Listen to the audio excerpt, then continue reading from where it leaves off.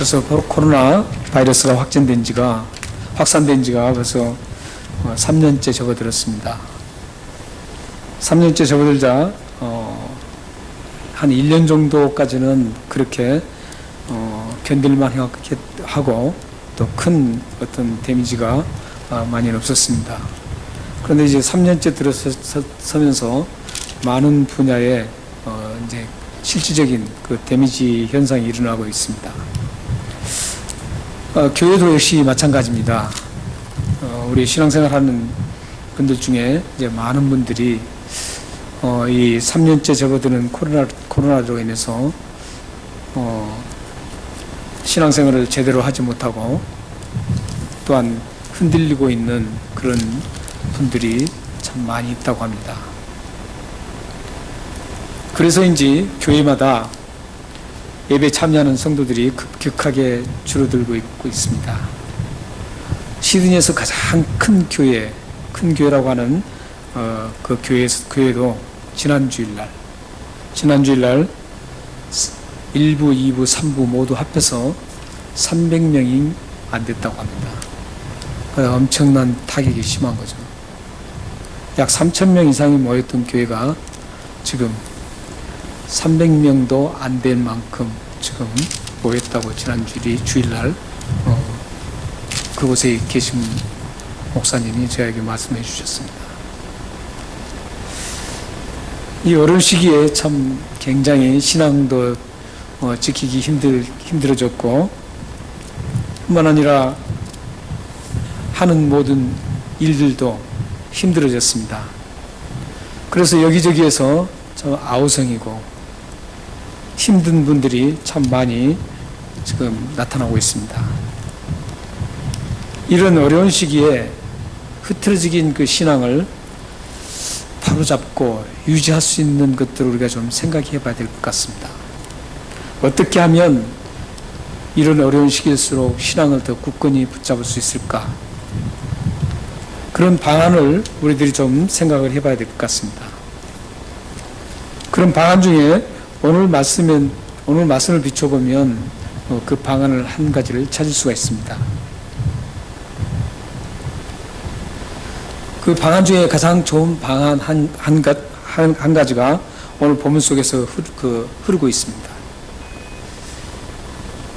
그 방안을 우리가 생각해 보면 지금까지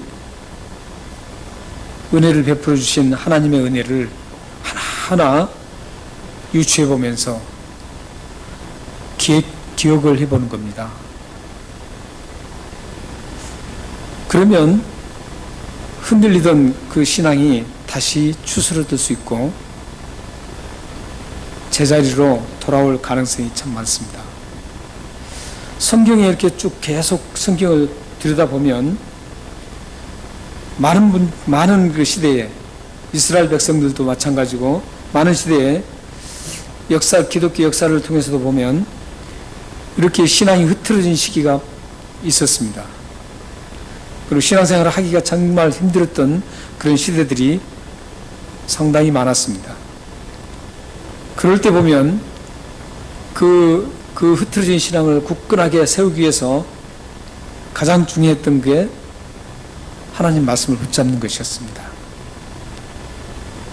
그리고 그 하나님 말씀을 붙잡고 하나님께서 나에게 지금까지 해주셨던 그 순간순간 은혜를 주셨던 것들을 하나하나 계속 유추해 보는 겁니다.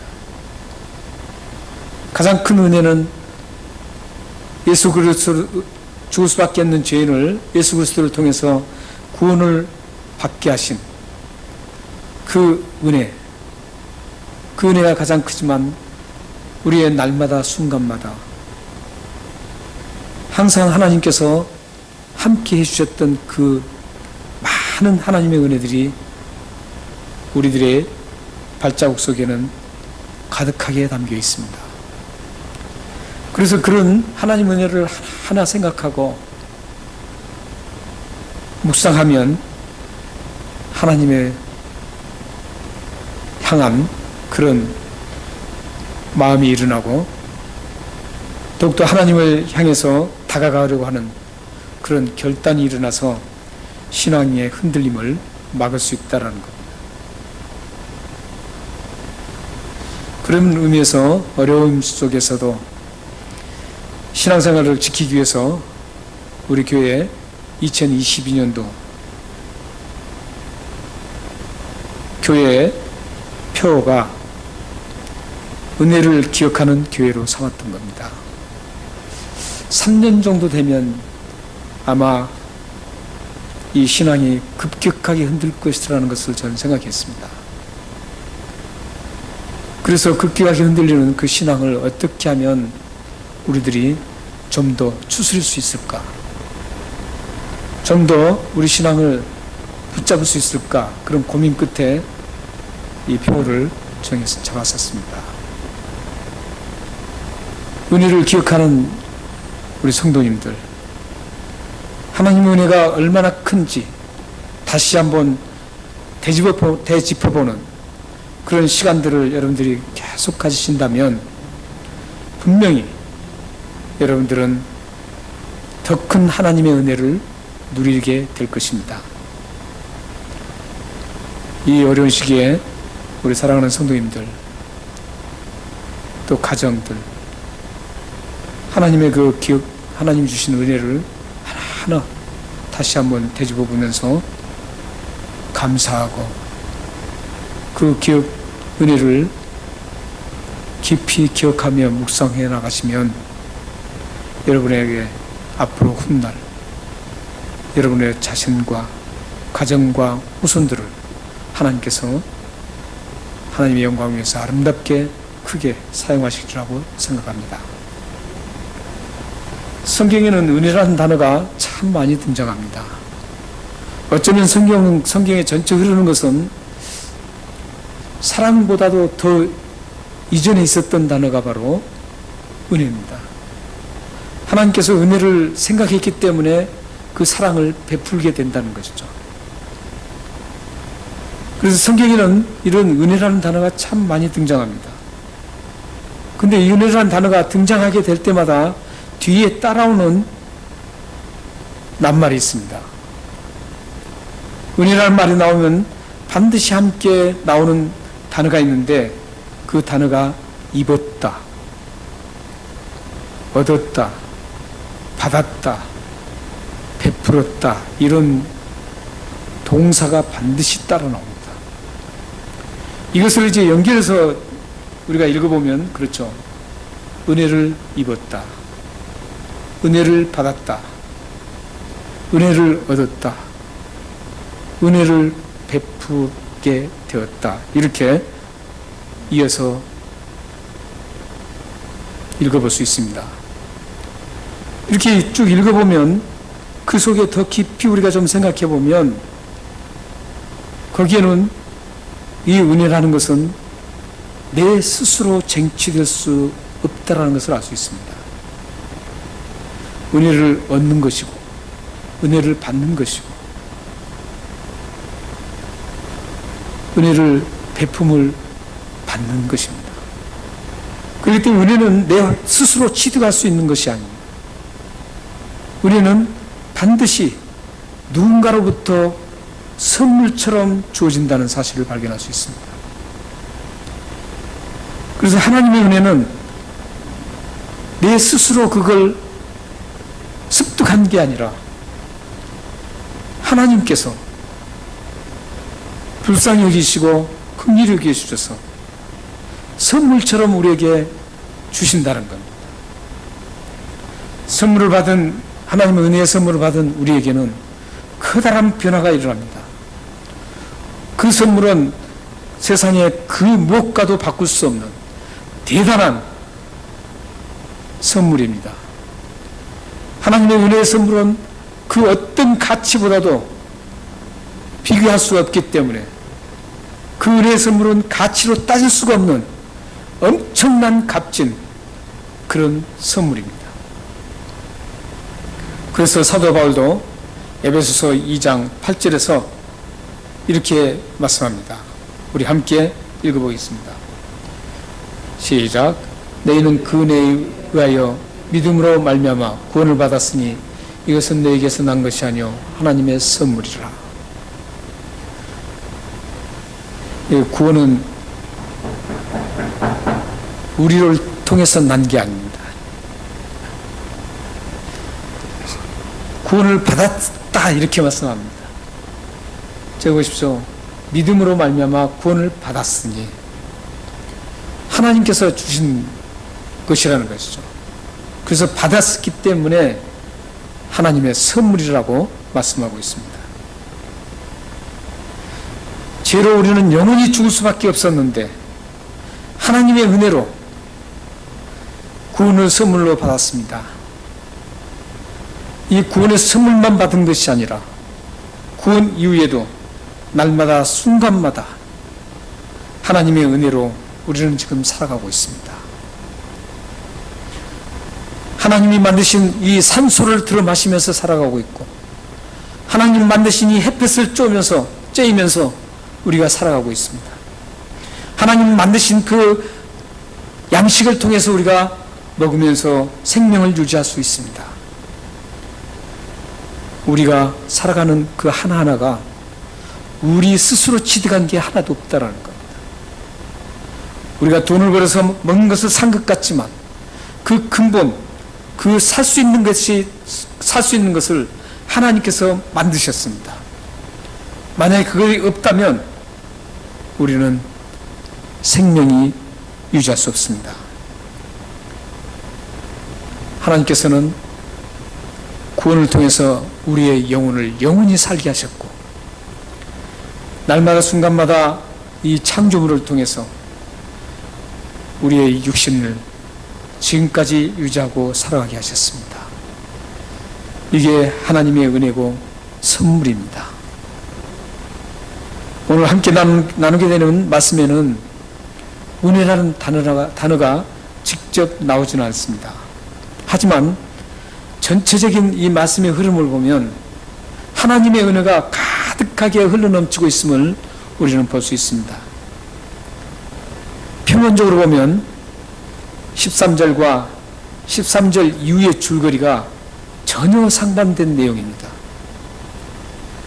13절은 하나님께서 하나님을 등지고 바알 우상을 섬기는 그 이스라엘 백성들을 징계하는 그런 장면입니다.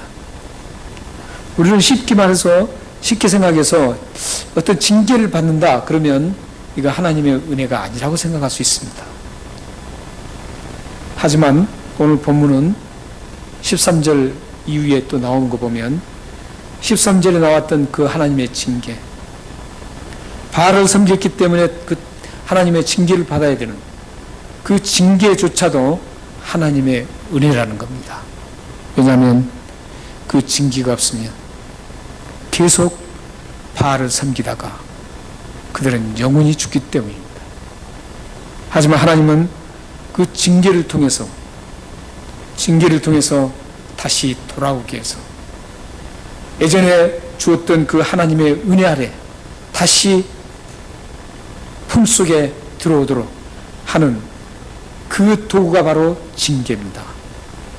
13절 말씀해 보시면 거기 보면 바알이라는 단어가 나옵니다. 여러분들이 익히 아시는 그 바알입니다. 바알은 가나안에 가장 토착화된 그런 신이었습니다. 우상이었습니다. 가나안 땅에서 살았던 사람들은 이 바알이 풍요를 가져다 준다고 생각했습니다. 그리고 생명을 유지하게 해준다고 생각했습니다. 그래서 그들은 이 바알이 없으면, 특히 그때는 농경사였기 때문에 바알이 없으면 풍요로움을 우리가 얻을 수 없다고 생각했습니다. 그리고 풍요로움이 없기 때문에 생명에 지장이 있어서 생명까지도 끊어줄 수 있다라고 그들은 생각하고, 그 바알이 우리를 철저하게 생명을 보호하고 풍요로움을 주기 때문에 그 바알이 그 가나안 땅에서 가장 중심이 되고 가장 중요한 신이었습니다.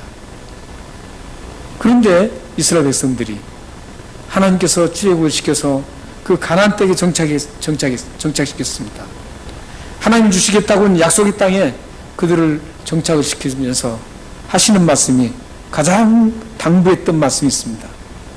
그곳에 있는 신들을 철저하게 제거하라는 것. 그 대표적인 신이 바로 바알입니다. 바알이라는 뜻은 주인이라는 뜻입니다. 그러니까 우리가 영어로는 보면 우리 예수님을 주여 그러잖아요. 로드. 그 동일한 뜻입니다.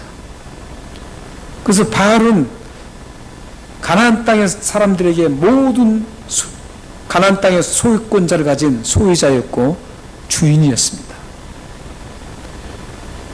그런데 하나님이 주인이신 이 이스라엘 백성들이 가나안 땅에 들어가서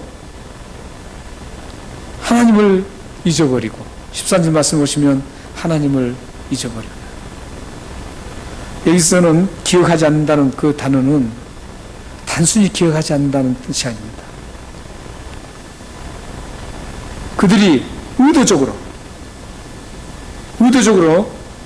자신들이 가지고 있던 기억을 제거시킨다라는 그런 의미입니다.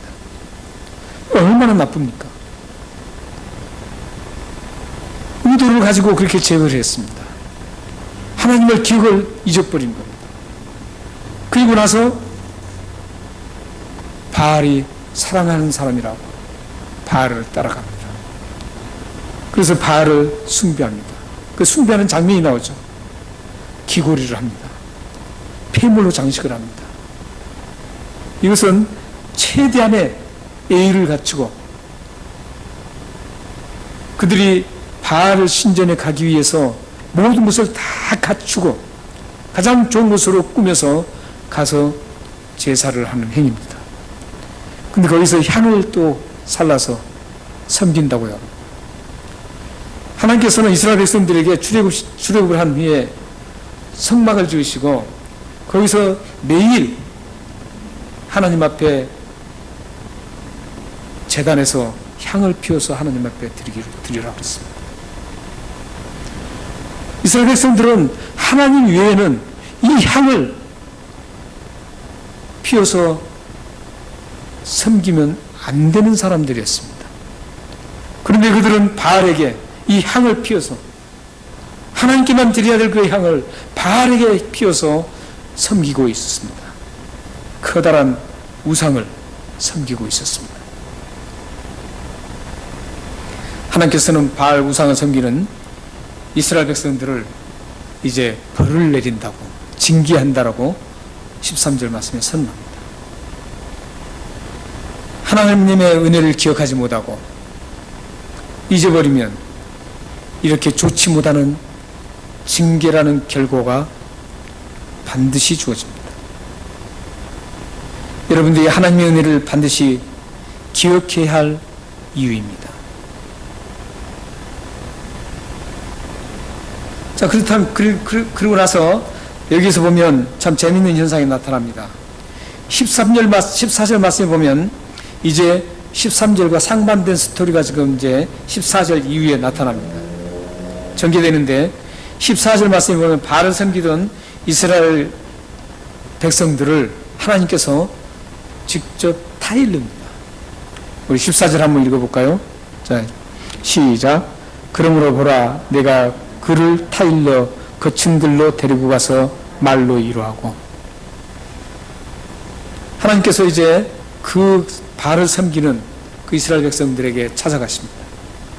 그리고 그들을 타일릅니다. 타일러서 거친 들로 데리고 갑니다.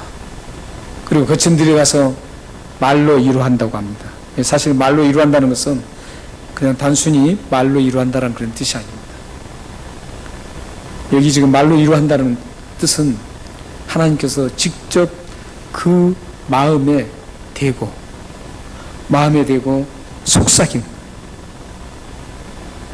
그리고 그 속삭이면서 그 사람들의 마음속에 하나님의 말씀을, 속삭였던 그 말씀을 심는 작업을 말씀하고 있습니다. 하나님 말씀이 가장 위로가 되잖아요. 우리에게는 어떤 위로도 잘 안 됩니다. 지금 달란트 교회 이영호 목사님께서 지금 소천하셨는데 그 사모님에게 어떤 말을 이루어도 위로가 되지 않습니다. 하나님 말씀이 그에게 가득하게 찾아왔을 때 위로가 됩니다. 지금 그런 장면입니다. 지금 이스라엘 백성들이 바알을 섬김으로 인해서 영혼이 피폐해지고 처참하게 찢겨져 있는 상태입니다. 그리고 육신적으로도 지금 굉장히 어려운 상황에 지금 처해 있습니다. 이 상황이 지금 호세아 상황이 굉장히 어려운 상황입니다. 이스라엘 백성들이 다른 지금 민족에 의해서 지금 처참하게 짓밟혀 있는 상태입니다. 영혼뿐만 아니라 육체적인 모든 것까지도 지금 피폐해지고 처참한 지경에 있습니다. 그 이유가 뭐냐면 바알을 섬긴 그 대가 징계였습니다. 그렇게 어려운 가운데 있는 이스라엘에게 하나님이 찾아가셔서 속삭입니다. 그냥 귀에다 속삭인 게 아니고 마음속에 속삭이면서 그 속삭였던 그 말씀이 그 마음속에 잘 새겨져서 진정한 하나님의 위로를 얻게 만드셨다는 뜻입니다. 그런데 여기서 우리는 한 가지, 왜 하필 이 거친 들로 그들을 데리고 갔을까요?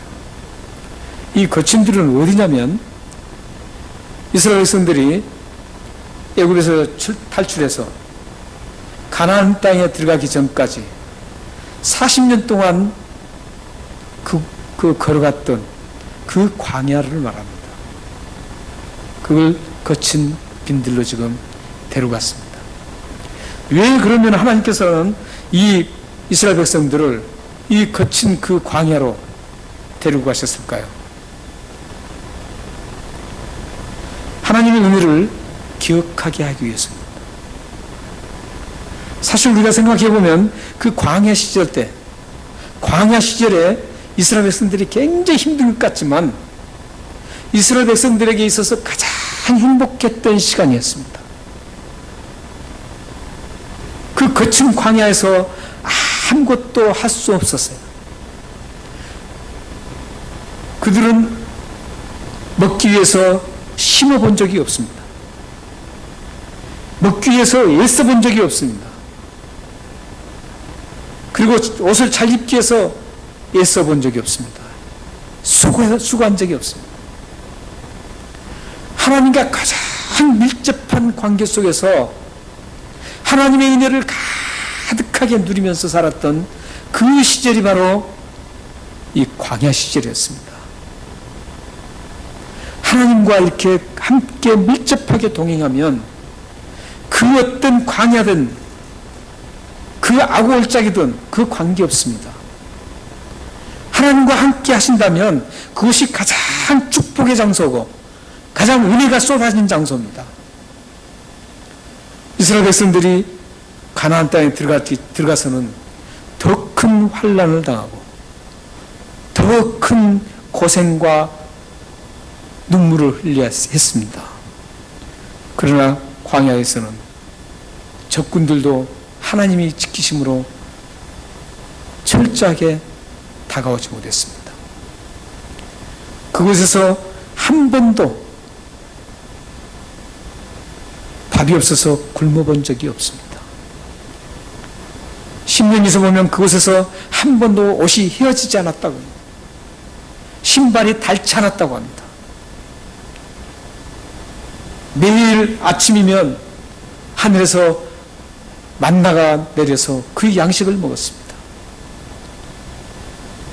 굉장히 그 맛있는 양식이었음에도 불구하고 이 이스라엘 백성들은 지겹다고 하면서 고기 먹고 싶다고 할 때 하나님께서는 메추라기 떼를 보내서 고기를 또 실컷 먹게 하십니다. 그곳에서는 부족한 게 없었습니다. 그들이 원하면 하나님께서 다 채워주셨습니다. 손가락 하나 까딱하지 않고 먹고 자고 입었습니다. 그런 곳이 어디 있습니까? 여러분들도 이 세상에 살면서 손 하나 까딱 하지 않고 가만히 있어도 먹고 져주고 입고 이렇다면 이런 적 있습니까? 없습니다. 뭔가 내가 열심히 일해야 되고 땀 흘려야 되고 눈물을 흘려야 되고 스트레스 받으면서 머리를 써야 되고 엄청난 고생을 해야만 우리 먹고 살고 또 입고 살아갈 수 있습니다. 그런데 이스라엘 백성들은 광야 시절에 단 한 번도 노동해 본 적이 없습니다. 먹는 것 때문에 스트레스 받은 적이 없습니다. 그들은 가장 평안하고 행복한 시간이 바로 광야 생활이었습니다. 여러분들에게도 이 척박한 광야 생활에 하나님이 함께 하시면 하나님께서 여러분들에게 필요한 것들을 공급해 주시고 하나님에 의해서 여러분들이 평안한 쉼을 얻을 수 있을 것입니다. 하나님께서는 이런 광야로 이스라엘 백성들을 지금 이끌어 가십니다. 그 이유는 그곳에서 누렸던 그 행복, 은혜가 쏟아졌던 그 은혜를, 하나님의 은혜를 다시 기억하라는 의미였습니다.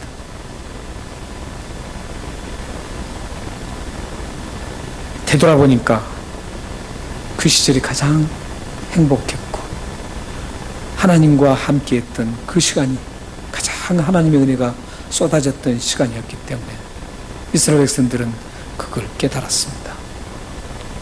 그걸 깊이 기억하고 다시 돌아올 수 있게 하기 위해서 그들을 다시 회복시키기 위해서 하나님은 그 거친 들로 데리고 가셨습니다. 뿐만 아니라 15절을 한번 보십시오. 15절을 보시면 하나님께서 또 약속을 합니다. 빼앗긴 포도원을 다시 돌려주겠다 이렇게 약속합니다. 이스라엘 백성들에게는 포도원은 그들이 살아가는 주 핵심 그 살아가는 삶에 있어서 가장 중요한 곳이 포도원이었습니다. 그런데 그 포도원을 빼앗겼습니다. 하나님께서는 다시 빼앗긴 포도원을 다시 되돌려 주겠다 이렇게 약속하시고 죽음의 아골골짜기 죽음의 아골골짜기를 소망의 문이 되게 하여서 이스라엘 백성들의 미래를 활짝 열어서 축복의 삶을 약속하고 있습니다.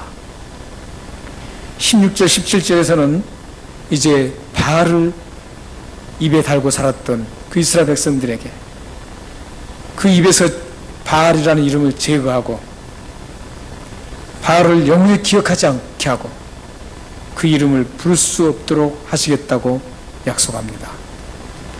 18절에서는 하나님의 권능으로 동물들이 해를 끼칠 수 없도록 그들의 모든 삶을 축복으로 바꿔주시겠다라고 약속을 하고 있습니다. 뿐만 아니라 전쟁과 그 어떤 갈등도 없이 평안히 눕고 살아갈 수 있도록 회복을 시켜주겠다고 약속합니다. 이게 지금 14절부터 지금 16절까지의 내용입니다. 13절과는 정반대입니다. 14절은 물론 보면 하나님의 은혜가 가득합니다.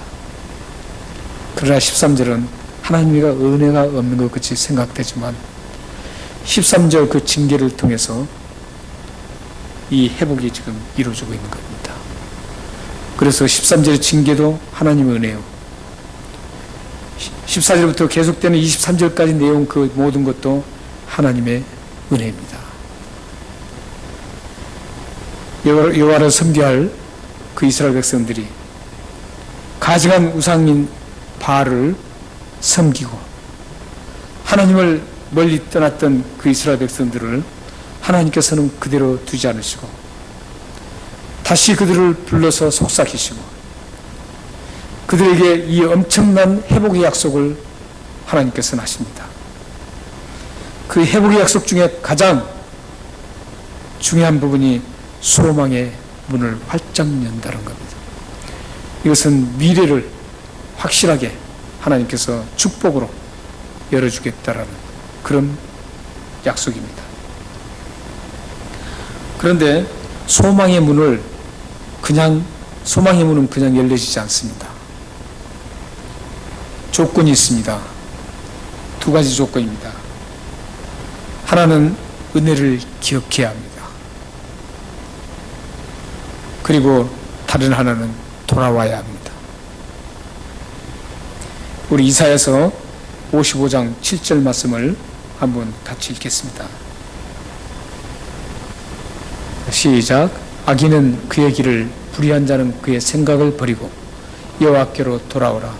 그리하면 그가 긍휼히 여기시리라. 우리가 하나님께로 돌아오라. 그가 너그럽게 용서하시리라.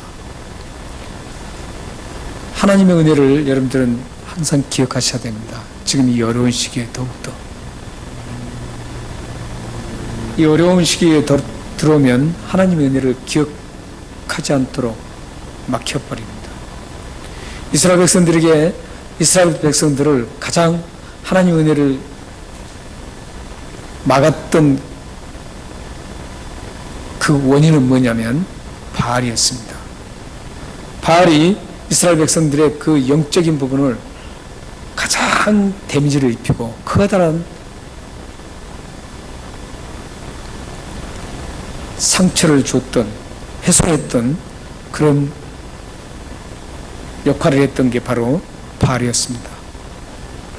그들을 영적 상태를 완전히 훼손했기 때문에 하나님을 떠나버리고 하나님을 잊어버리고, 그렇기 때문에 다시 우리가 하나님의 은혜를 다시 찾으려면 그 은혜를 기억해야 합니다.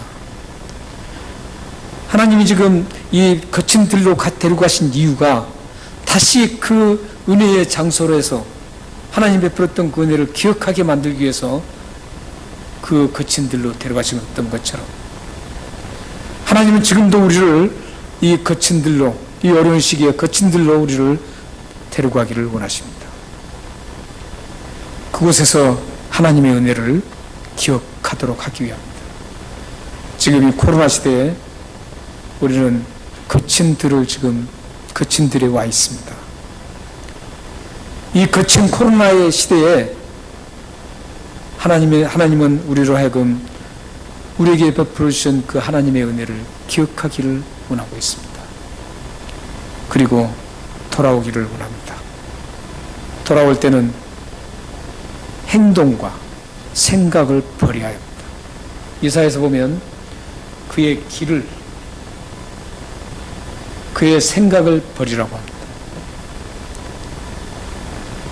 생각까지 버릴 때 돌아오는 겁니다.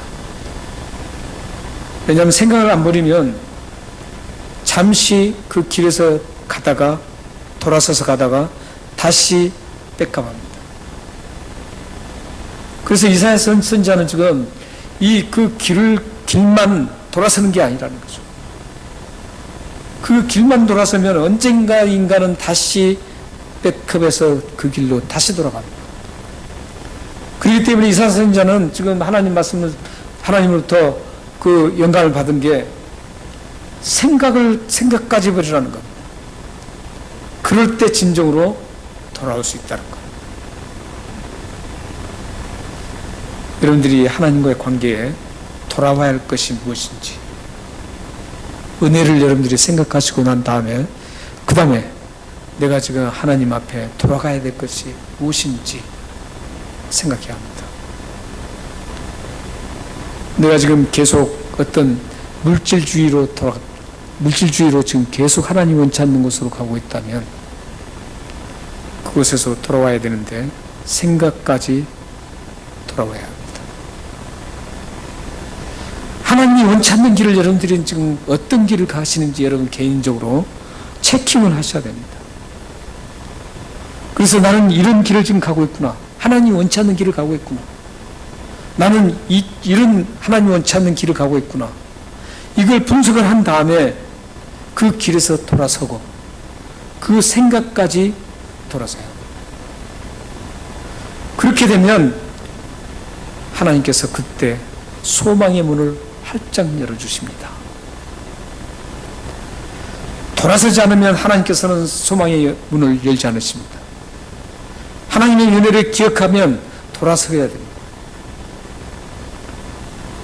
여러분들이 만약에 돌아선다면 하나님께서는 여러분들에게 소망의 문을 활짝 열어서 여러분의 미래가 하나님의 영광스러움을 드러내며 회복되어서 기쁨을 누릴 수 있을 것입니다. 이제 타이밍입니다. 언제 돌아오느냐. 미루시면 안 됩니다. 지금 이 코로나 시대에 여러분들은 빨리 돌아오셔야 됩니다. 하나님이 지금 우리를 거친 들여다가서 놓였는데 은혜를 생각하고 빨리 돌아오셔야 됩니다. 빨리 돌아올수록 소망의 문을 빨리 열 수 있습니다. 여러분의 삶에 소망의 문이 빨리 열리기를 소망합니다. 여러분의 가정에 소망의 문이 빨리 열려서 하나님 주시는 놀라운, 오늘 본문 말씀에 보는 것처럼 하나님 주시는 놀라운 그 약속들을, 축복의 약속들을 받아 누리시기를 주님의 이름으로 축원합니다. 기도하겠습니다. 하나님 아버지,